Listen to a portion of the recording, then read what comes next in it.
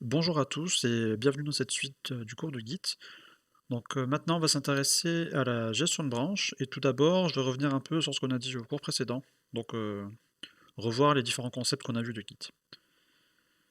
Donc dans Git, la chose principale que vous allez manipuler c'est un historique de commits.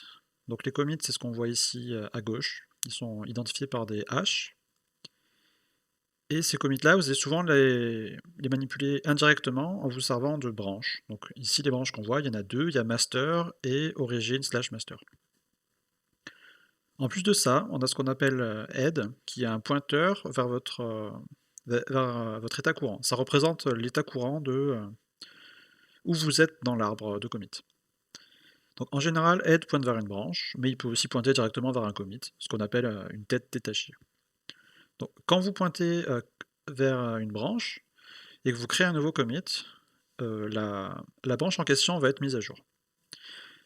Et donc ça permet de manipuler une branche, mais ce qu'on va voir maintenant, c'est comment créer plusieurs branches, et puis ensuite comment fusionner différentes branches ensemble, et comment intégrer une branche dans une autre.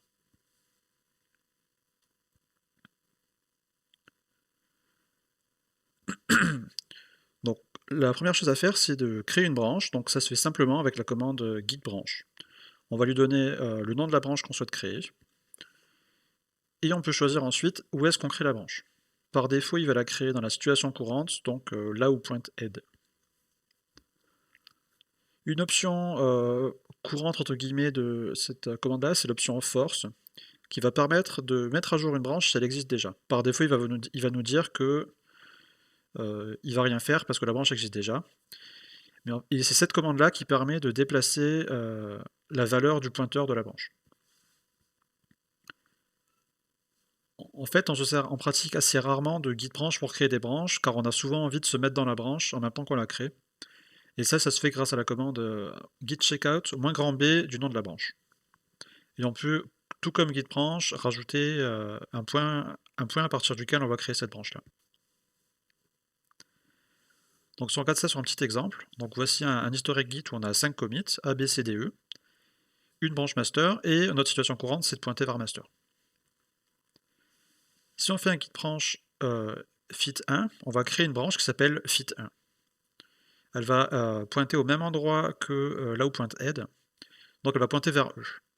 Donc une branche ne peut pas pointer vers une autre branche, donc elle pointe vers E, elle ne pointe pas vers master. Donc on peut créer une branche donc, en donnant un paramètre supplémentaire qui est où créer la branche. Donc ça va faire ça. Ici on crée une branche fit2 qui pointe vers le commit A. Et si on souhaite se déplacer vers la nouvelle branche en même temps qu'on l'a créée, on va se servir de git checkout-b, comme c'est fait ici. Donc on a créé une nouvelle branche fit3 qui pointe vers le commit C, et en plus de ça, notre situation courante, c'est de pointer vers cette branche-là. Donc maintenant qu'on peut créer des branches, on va aussi s'intéresser à comment fusionner des branches entre elles. Donc une branche, ça peut avoir plein d'utilités, c'est quelque chose qu'on utilise très souvent en Git, et selon les méthodes de travail que vous avez en Git, vous n'allez pas vous en servir pour faire la même chose, mais comment fusionner des branches ensemble, c'est quelque chose qui revient très souvent. Donc on peut imaginer par exemple que vous ayez créé une nouvelle fonctionnalité dans votre programme et que vous souhaitez l'intégrer dans votre projet. Donc vous voulez fusionner cette branche dans la branche principale du projet. On va dire que la branche principale c'est master. Donc ça se fait grâce à la commande git merge qui va fusionner la chose qu'on lui dit, donc en général c'est une branche, dans head, donc dans la situation courante. On peut avoir un message de commit associé à cette fusion. Par défaut, Git donne un message de fusion simple. Et on peut contrôler un peu la manière dont cette fusion est faite. Donc les options les plus utiles, je pense, que c'est de permettre de contrôler si on crée un commit de fusion ou non. Donc, si on donne l'option "-noff", il va toujours créer un commit de fusion. FF veut dire fast forward. Être fast forward, c'est c'est lorsque les commits à intérêt sont directement au-dessus de notre head. Donc c'est un cas facile en fait. On a juste à coller les branches en trop là où on est. Donc une autre option pratique, c'est FF only, qui ne dit de faire que du fast forward. Et enfin, par défaut, il a un comportement qui va dépendre de si vous êtes en cas fast-forward ou non.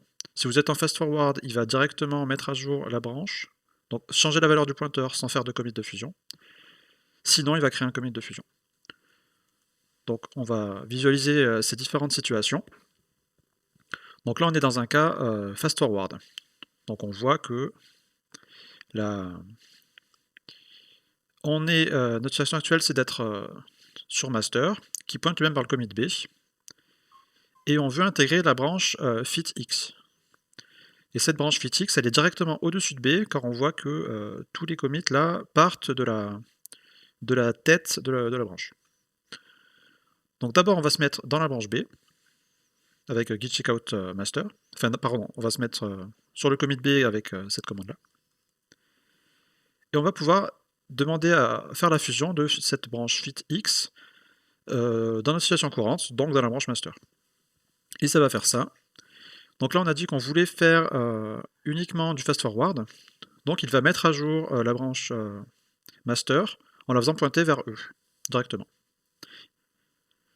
Ce comportement, c'est le même que celui par défaut dans ce cas-là. Donc si on fait -ff ou si on fait rien, il va faire ça. Par contre, si on a envie de créer un commit, typiquement si on a envie de créer un commit de fusion, donc si on veut que la fusion soit explicite, parce que parfois on a envie de savoir quand on travaille sur quelque chose de séparé, puis qu'on l'a intégré au projet, on va pouvoir le faire avec cette commande-là, qui va créer un commit en plus, le commit D, qui a deux parents. Donc son parent principal, c'est le commit B, celui sur laquelle c'est le parent précédent sur la même branche. Et son parent secondaire, c'est l'autre commit, l'autre branche qu'on a fusionnée. Donc là, ça pointe vers le commit E. Donc la situation est un peu différente quand on n'est pas en cas fast-forward. La différence par rapport à la situation précédente, c'est qu'il y a un commit F en plus, qui fait que ces trois commits-là ne peuvent pas être appliqués directement au-dessus de B. Il y a eu potentiellement des changements dans F qui font que ça ne va pas s'appliquer de manière simple dans tous les cas. Donc on va repartir dans la même situation, on va se mettre sur le commit F en faisant un git checkout master. Et on va pouvoir créer une fusion de cette manière-là. Donc on appelle git merge, cette fois-ci on lui dit qu'on n'est pas en fast forward. Il va nous créer un commit comme tout à l'heure, un commit de fusion, qui a pour premier parent celui de sa branche de base, donc le master ici, et en deuxième parent, celui de la branche qu'on a fusionnée. C'est ce que va faire par défaut git merge si vous lui donnez rien, ou si vous faites -ff, dans ce cas-là. Et vous pouvez tenter de lui demander de faire uniquement du fast-forward, et il va vous dire que non, c'est pas possible, ce n'est pas un cas fast-forward, donc je ne sais pas gérer. Ok, donc ça c'était pour git merge. Et maintenant on va passer à l'autre opération de base qui permet d'intégrer une branche dans une autre en Git. Donc c'est ce qu'on appelle rebase, quelque chose qui fait un peu peur, notamment aux débutants en Git, mais qui a un fonctionnement au final assez simple. Le principe, c'est qu'on va changer la base d'une branche. Par défaut, cette branche-là, ça va être notre branche courante, donc celle de head. Et ce qu'il va faire, c'est qu'il va réappliquer chacun des commits par-dessus la nouvelle base qu'on veut faire. Et son utilisation principale, je pense que c'est pour revenir dans un cas fast-forward.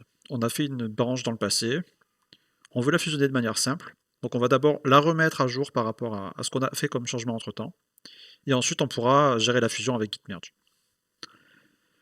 Donc pour ça, pour réappliquer les commits, il va se servir d'une sous-commande git qui s'appelle git cherrypick, qu'on peut aussi appeler directement, qui permet de réappliquer un commit. Et donc les options habituelles de git rebase, c'est surtout l'option -i, qui permet de faire ça de manière interactive. Donc ça, c'est par exemple, ça permet de sélectionner quel commit on veut fusionner ensemble, et des choses assez complexes. Donc ça, c'est ce qu'on va voir plutôt en TP. Donc là, je vais plutôt passer sur un petit exemple de comment marche git rebase. Donc cet exemple, c'est le même que la situation précédente. On n'est pas dans un cas fast-forward, parce qu'on a le commit F qui empêche de pouvoir fusionner ces trois commits directement au-dessus de master. Par contre, si on arrive à réécrire une autre version de CDE qui se base sur F au lieu de se baser sur B, on devrait pouvoir faire ça. Donc là, ce qu'on va faire, c'est qu'on va se mettre d'abord dans la branche de la feature, donc fitX, contrairement à tout à l'heure où on se mettait dans la branche master. Là, on va se mettre dans cette branche-là, et on va dire rebase-moi cette branche au-dessus de master. Donc là, c'est ce qu'il a fait. Il a réécrit les commits C, D et E en d'autres commits qui ne sont pas les mêmes, mais qui ont un contenu normalement identique ou très proche. Ça dépend de ce qui s'est passé dans F. Si F n'avait aucun rapport avec les modifications faites dans C, D et E, les commits ont un contenu identique. Par contre, ils n'auront pas le même nom dans Git. Donc, quand on voit toutes les modifications qu'a fait cette commande, elle a créé 3 nouveaux commits. Elle a modifié là où pointait la branche fitX. Elle pointe maintenant vers E' au lieu de pointer vers E. Et votre head, en plus de ça, il pointe vers... Enfin, non, votre head n'a pas changé, il pointe toujours vers fitX. Et là, on voit qu'on est retrouvé dans un cas fast forward. On va pouvoir... si on se remet dans master à ce moment-là et qu'on fait git merge, ce sera dans un cas fast forward. Donc pour comprendre ces différentes notions, je pense que c'est important de les manipuler. C'est ce qu'on va faire dans le TP qui suit, qui est par contre assez long. Donc je ne sais pas combien de séances il va faire, mais je pense quelques-unes.